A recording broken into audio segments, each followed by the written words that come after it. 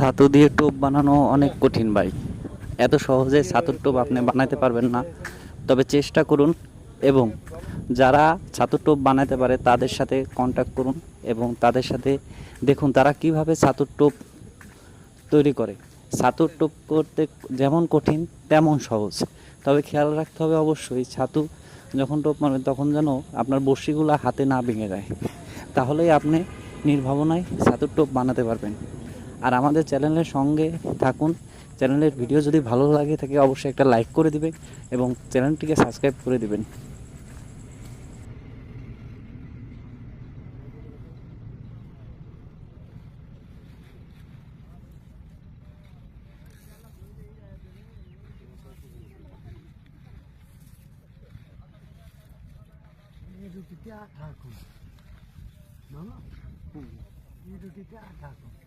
আপনারা